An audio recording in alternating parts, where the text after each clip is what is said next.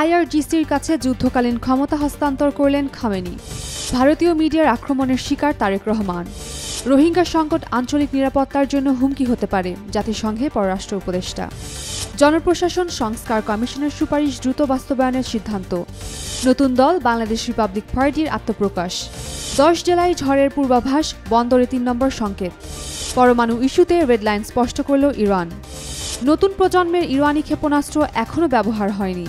Iran থেকে ফিরছে 1000 ভারতীয় শিক্ষার্থী। আজ রাতেই দিল্লিতে অবতরণ করবে প্রথম ফ্লাইট। গল টেস্টে 495 রানে থামল বাংলাদেশের প্রথম ইনিংস। ইরানের সর্বোচ্চ নেতা আয়াতুল্লাহ আলী খামেনি ইরানের রেভলিউশনারি গার্ডস আইআরজিসির সর্বোচ্চ পরিষদের কাছে যুদ্ধকালীন ক্ষমতা হস্তান্তর করেছেন। একাধিক নির্ভরযোগ্য সূত্রের বরাতে এ তথ্য জানিয়েছে ইরান ইন্টারন্যাশনাল।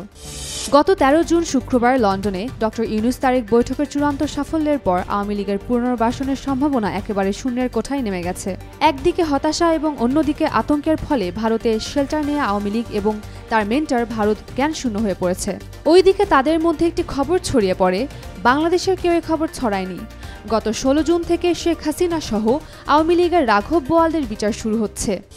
রোহিঙ্গা সমস্যার টেকসই সমাধান না হলে দ্রুত এই সংকট আঞ্চলিক নিরাপত্তার জন্য গুরুতর হুমকির কারণ হতে পারে বলে মন্তব্য করেছেন পররাষ্ট্র উপদেষ্টা মোহাম্মদ তৌহিদ হোসেন। বৃহস্পতিবার জাতিসংঘের নিরাপত্তা পরিষদের আন্তর্জাতিক শান্তি ও নিরাপত্তার উপর দারিদ্র্য, উন্নয়ন ঘাটতি ও সংঘাতের প্রভাব শীর্ষক উচ্চ পর্যায়ের আলোচনায় বক্তব্য প্রদানকালে কথা বলেন তিনি। জনপ্রশাসন সংস্কার কমিশনের দ্রুত বাস্তবায়নযোগ্য প্রস্তাবগুলো কার্যকর করার সিদ্ধান্ত নিয়েছে সরকার। গত সোমবার 16 জুন প্রধান উপদেষ্টার কার্যালয়ে অনুষ্ঠিত উচ্চ পর্যায়ের এক বৈঠকে এই সিদ্ধান্ত নেওয়া হয়। শুক্রবার প্রধান উপদেষ্টার প্রেস উইং থেকে তথ্য জানানো হয়েছে। প্রধান উপদেষ্টার মুখ্য সচিব এম সিরাজউদ্দিন মিয়ার সভাপতিত্বে সভা অনুষ্ঠিত হয়। আত্মপ্রকাশ করেছে নতুন রাজনৈতিক দল বাংলাদেশ রিপাবলিক পার্টি। সবার উপরে দেশ স্লোগান নিয়ে শুক্রবার বিকেলে আনুষ্ঠানিকভাবে আত্মপ্রকাশ করে দলটি। সাবেক সামরিক কর্মকর্তা, চিকিৎসক, প্রকৌশলী, শিক্ষক, আইনজীবী সহ বিভিন্ন শ্রেণী পেশার দেশপ্রেমিক নাগরিকদের উদ্যোগে এ রাজনৈতিক দল গঠিত হয়েছে বলে জানা গেছে। আবহাওয়া অধিদপ্তর জানিয়েছে, দেশের 10 জেলার উপর দিয়ে 60 কিলোমিটার বেগে ঝড় বয়ে যেতে পারে। একই সঙ্গে 4 সমুদ্র বন্দরে 3 নম্বর স্থানীয় সতর্ক সংকেত দেখিয়ে যেতে বলা হয়েছে। শুক্রবার পৃথক বিজ্ঞপ্তিতে এ তথ্য জানানো হয়। ইরান ও পশ্চিমা বিশ্বের মধ্যে পরমাণু প্রকল্প নিয়ে চলমান উত্তেজনার মাঝে ইরান তাদের স্পষ্ট কয়েকটি রেড লাইন বা সীমাবদ্ধতা জানিয়েছে। অস্ট্রেলিয়ার ডিকিন বিশ্ববিদ্যালয়ের ইরান বিষয়ক বিশেষজ্ঞ অধ্যাপক সোহরাম আকবরজাদে এক সাক্ষাৎকারে এ তথ্য জানিয়েছেন। ইসরায়েল গত শুক্রবার ভোর রাতে ইরানে হামলা করে। এর জবাবে ইসরায়েলি লক্ষ্যবস্তুর উপর পাল্টা ক্ষেপণাস্ত্র হামলার মাধ্যমে প্রতিক্রিয়া জানায় ইরানের সশস্ত্র বাহিনী। এর মাধ্যমে জায়নবাদীদের কড়া বার্তা দিলেও সামরিক বিশ্লেষকদের ধারণা, তেহরান এখনও তার নতুন প্রজন্মের ক্ষেপণাস্ত্র যুদ্ধক্ষেত্রে ব্যবহার করেনি।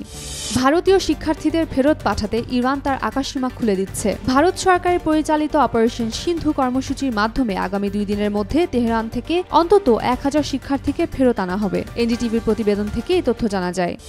শ্রীলঙ্কার বিপক্ষে সিরিজের প্রথম টেস্টে নিজেদের প্রথম ইনিংসে 495 রানে অল আউট হয়েছে বাংলাদেশ। দ্বিতীয় দিনের 9 উইকেটে 484 রান নিয়ে দিন শেষ করার পর তৃতীয় দিনের সকালে মাত্র 11 রান যোগ করে বাকি উইকেটটি হারায় টাইগাররা।